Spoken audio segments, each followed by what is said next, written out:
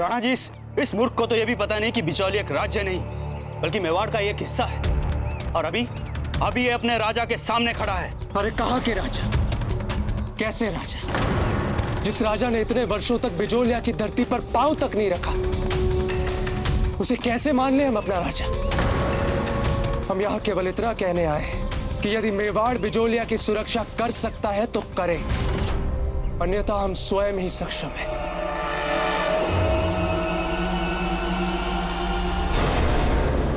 राजद्रोह की भाषा बोल रहे हैं ये। बंदी बना लिया जाए इन्हें। धमन सिंह, आप देख क्या रहे हैं? बांधिए इन्हें। रुकिए धमन सिंह, पहले हम सुन तो लें कि ये कहना क्या चाहता है। आखिर ऐसा कौन सा संकट आ गया है बिजोलिया पर? राणा जी, आप मेवाड़ नरेश हैं। एक राजद्रोह की भाषा बोलने वाले की कोई बात नहीं सुननी चाहिए। तुरंत इस आदमी को बंदी बना लिया जाए। रावत जी, कोई गलत बात कह रहे हैं हम। और धमन सिंह जी, आप कुछ बोलते क्यों नहीं है? क्षमा कीजिए रावत जी, लेकिन इसके इस सार्वजनिक राजद्रोही अपराध के लिए हमें इसे तुरंत बंदी बनाकर कारागार में डाल देना चाहिए।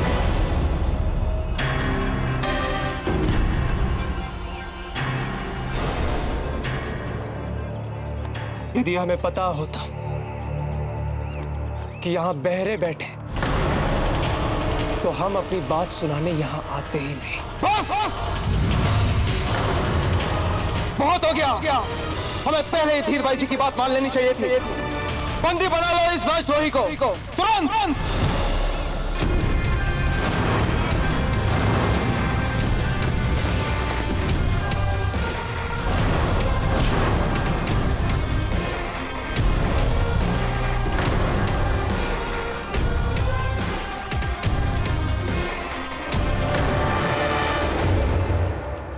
पकड़ो उसे।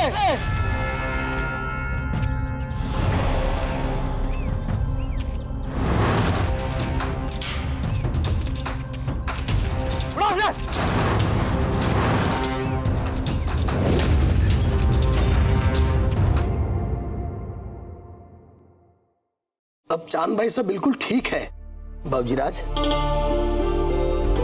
ठीक तो होना ही था इन्हें। क्यों? अपने घाव देख रही हैं आप? इन्हें ये समझिए कि ये अपने भाई को जीतने वाले किसी बड़े युद्ध से मिले घाव है, और वो युद्ध आप जीत चुकी हैं। वैसे आपने इतना साहस पाया कैसे? दादा भाई, आपको ऐसी स्थिति में देखकर हमसे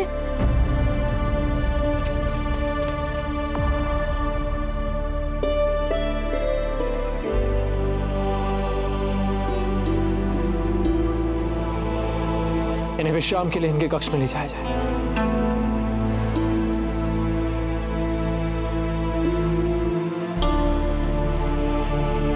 बाबूजीराज, अब आपके घाव भी हमें औषधियुक्त द्रव्य से धोने दीजिए।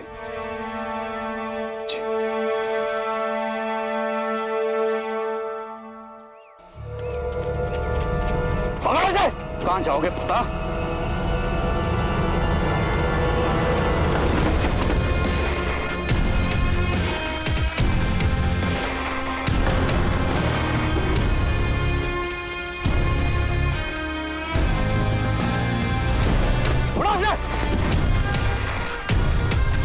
यदि आप किसी संकट में घिर जाए तो इस कबूतर से हमें अपना संदेश पहुंचाना, फिर हम अपना भाप लेंगे कि हमें आगे क्या करना है।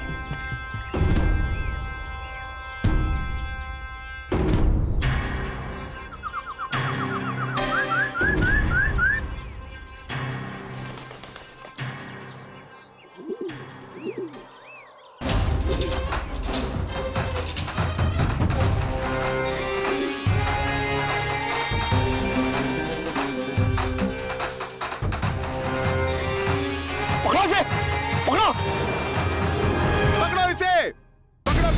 पकड़ो इस राजद्रोही को, ये भागने ना पाए। पकड़ो इस राजद्रोही को, कहीं भागने ना पाए।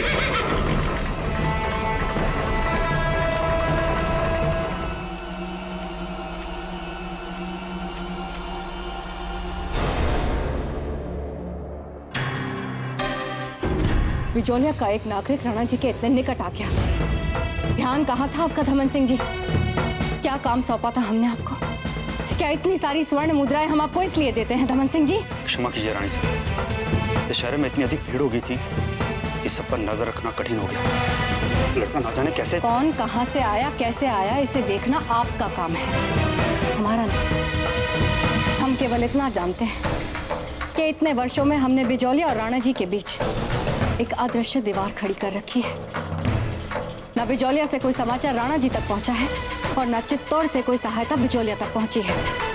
क्या चाहते हैं आप? कि हमारे इतने श्रम को आपकी एक साधारण भूल से नष्ट किया जाए? तो ऐसा नहीं होने देंगे हम। आप चिंता ना कीजिए रानी साहब, बिचौलिया का विद्रोही लड़का कोई भी हिंसा कर पाए उससे पहले वो पकड़ा जाएगा और मार दिया जाएगा। फिर यहाँ क्या खड़े हैं? जाइए और अपना काम पूरा कीजिए।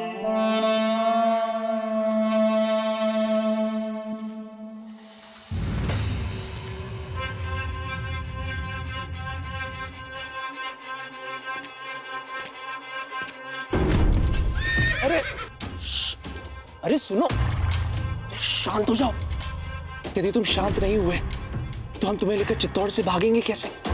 और यदि हम चित्तौड़ से नहीं भाग पाए तो जीजा बिजोलिया से यहाँ आ जाएंगी हमारी सहायता करने। इसलिए कह रहा हूं मित्र, इस संकट की स्थिति में हमारी सहायता करो। कृपया शांत हो जाओ। चलो हमारे साथ, चलो चलो। हम तुम्हें पाताल लोग नहीं लेकर जा रहे, बिजोलिया लेकर जा रहे हैं। चलो ना मित्र।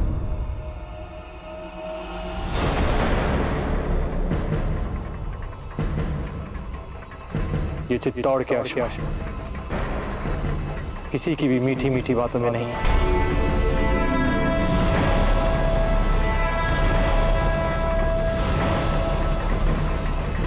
अर्थात चित्तौड़ के अश्व भी यहाँ के राज्य अधिकारियों की तरह बहरे हैं।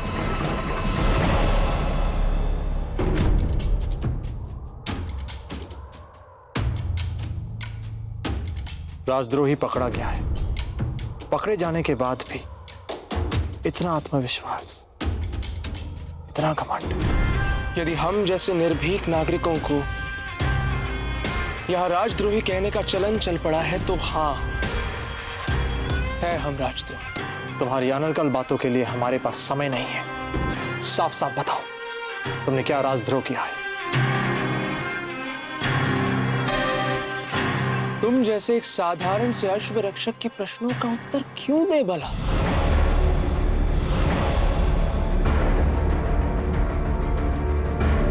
साफ साफ प्रश्नों का उत्तर दो, वरना सिपाहियों को बुला के तुम्हें बंदी बना देंगे। बताते हैं तुम्हें। वैसे भी बताना क्या है, सच तो यही है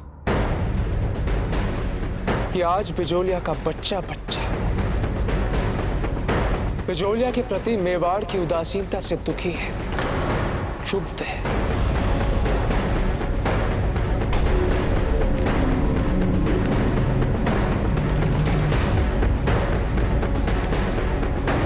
मेवाड़ की उदासीनता?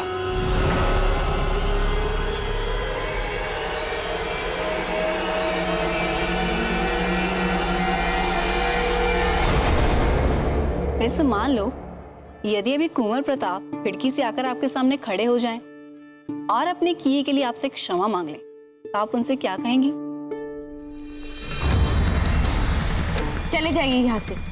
हाँ, यही कहेंगे हम उनसे। क्या? और नहीं तो क्या, हमें क्या पता वो कैसे दिखते हैं अब। और हमें तो यही लगेगा ना कि ये कौन अपरिचित घुसा है यहाँ पर।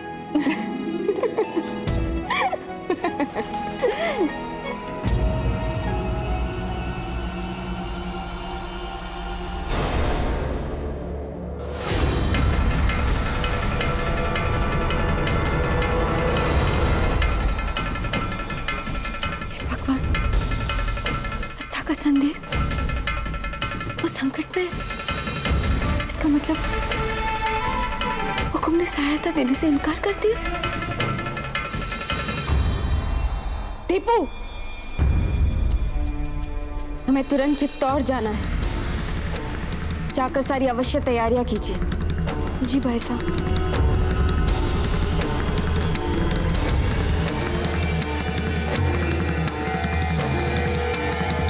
अब तुम ही बताओ, इतने न्याय प्रिय बने फिरते हैं कुंवर प्रताप, फिर बिजोलिया आते समय क्या हो जाता है उनकी न्याय प्रियता को, उनके राष्ट्र प्रेम को, प्रजा प्रेम को। और आज जब शत्रु हमारे द्वार पर बैठा हमें देखे जा रहा है, आंखें दिखाए जा रहा है, तो हम ऐसे समय में भी हमें यहां से किसी भी सुरक्षा की अपेक्षा नहीं करनी चाहिए। हम भी कैसे मूर्ख हैं, सैनिकों से भागने के अतिरिक्त यहां तुम्हें अपनी दुविधा सुना रहे हैं। बंदी नहीं बनना चाहते हो तो चुपचाप यहां से भाग जाओ। क्या तुम हमारी यहां से भागने में सहायता कर रहे हैं? नहीं, यदि हमारे कारण तुम्हें कुछ हो गया तो जीजा हमें छोड़ेंगी नहीं।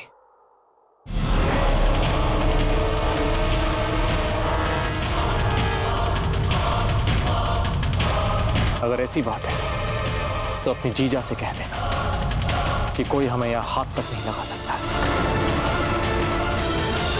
अब जाओ, इससे पहले कि वो तुम्हें बंदी बना ले। जाओ यहां से।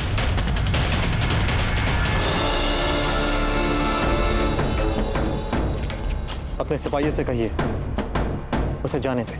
किंतु बाबूजी, राज वो राजद्रोही है और हम इस राज्य के युवराज हैं। हुक्म।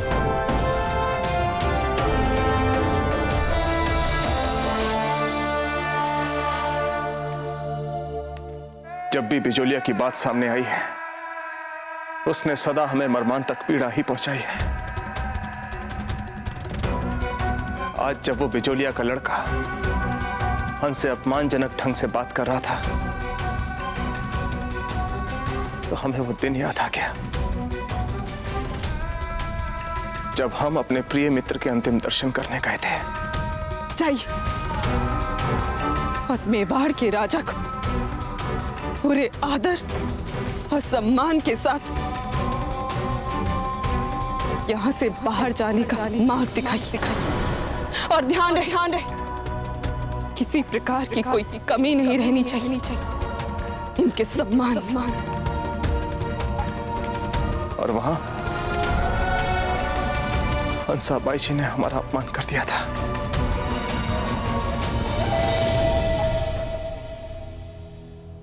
भूल जाइए पुरानी बातों को राणा जी। हमें तो आपको ये कहते हुए दुख हो रहा है कि आज सारी भूल कुंवर प्रताप की थी। अब आप ही बताइए, पट्टा को भगाने की क्या आवश्यकता थी? राजद्रोही के साथ तो कठोरता दिखानी पड़ेगी ना। पत्ता बिजोलिया से आता है तो उसके अपराध क्षम्य हो गए, ऐसा तो नहीं हो सकता। आप जानते हैं ना कि राजद्रोही राजद्रोही होता है। खमागणी दाजीराज।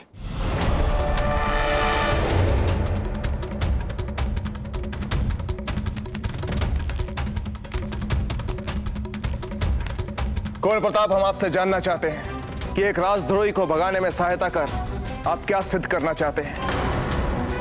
क्या आप जानते नहीं हैं कि बिजोलिया का मेवाड़ से अब कोई नाता नहीं है? फिर कैसे होने दिया आपने? बहुत बड़ी भूल करने जा रही हैं आप चित्तौड़। एक बार फिर अपमानित होना चाहती हैं क्या? अरे पत्ता को भी तो छुड़वाना है। ये कार्य तो हम राजनीतिक स्तर पर भी सुलझा सकते हैं ना। इसके लिए आपको वहां जाने की कोई आवश्यकता नहीं है। माँ, बात केवल फत्ता की नहीं, बात हमारे स्वाभिमान की है। बिजोलिया की सहायता के लिए जिसे हमने वहां पर संदेश लेकर भेजा था, उस पर आक्रमण करके उन्होंने हमारे स्वाभिमान पर आक्रमण किया है। बिजोलिया के स्वाभिमान पर आक्रमण किया है। जिस चित्तौड़ ने आपसे आपका सब कुछ छीन लिया, जिस चित्तौड़ के कारण आपकी मां विधवा हो गई, उसी चित्तौड़ के राजा के सामने हाथ फैलाएंगी आप? क्या कहेंगी? यही ना कि चित्तौड़ की बहू बिजौलिया के वीर पुत्र के लिए आपसे दया की भीख मांग रही है। देख लीजिएगा, पता तो स्वयं इस याचना का विरोध करेगा। अब देख लीजिएगा। चुप क्यों है कुंवर प्रताप? उत्तर दीजिए, हमें स्पष्टीकरण चाहिए आपका।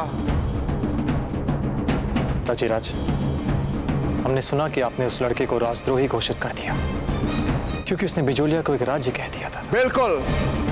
उस लड़के की हिम्मत कैसे हुई? क्या उसे यह नहीं पता था कि बिजोलिया मेवाड़ का एक अभिन्न अंग है? आपने अभी जो बातें कही उससे तो कुछ और ही आभास हो रहा है हमें। कहना क्या चाहते हैं आप? मतलब हम भी तो यही कह रहे हैं इतनी देर से कि बिजोलिया से हमारा कोई नाता नहीं। बिजोलिया का सदस्य, बिजोलिया की समस्या, बिजोलिया का राजद्रोही, जबकि वो लड़का, वो तो बिजोलिया का राजद्रोही है ही नहीं और ना ही वहां की जनता।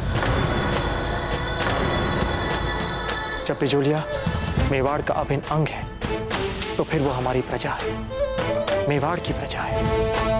अगर प्रजा किसी कारणवश हमसे रूठ जाए, अगर वो अपने राजा से किसी कारणवश कोई शिकायत करे तो उनसे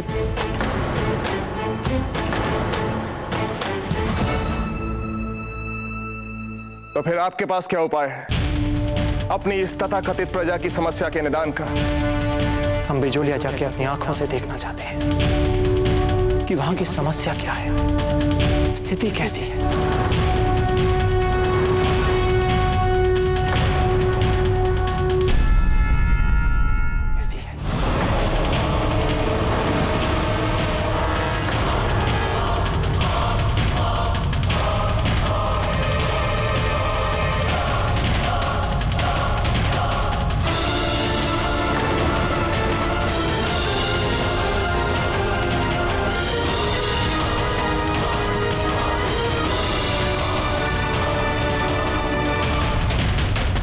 कुंवर प्रताप, हमें कुछ समय चाहिए इस विषय पर सोचने के लिए।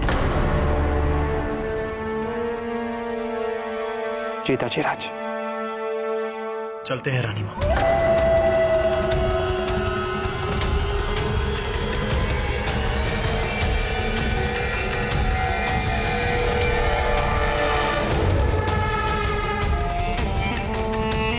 हमें कुंवर प्रताप को रोकना होगा, वरना हमारे इतने सालों का बना बनाया खेल समाप्त हो जाएगा। हम वहां पर चित्तौड़ की बहू बनकर नहीं, बल्कि मेवाड़ की बेटी बनकर जा रहे हैं मां, क्योंकि आज भी बिजौलिया मेवाड़ का ही अंग है। भले ही हम वहां के राज परिवार में बहू बनने के अधिकार से वंचित हो चुके हो, पर मेवाड़ की प्रजा के नाते हम अपने नागरिक अधिकार तो उठा ही सकते हैं ना। और अपमान सहने के बाद भी आपने बना ही लिया है चित्तौड़ जाने का अपना मन।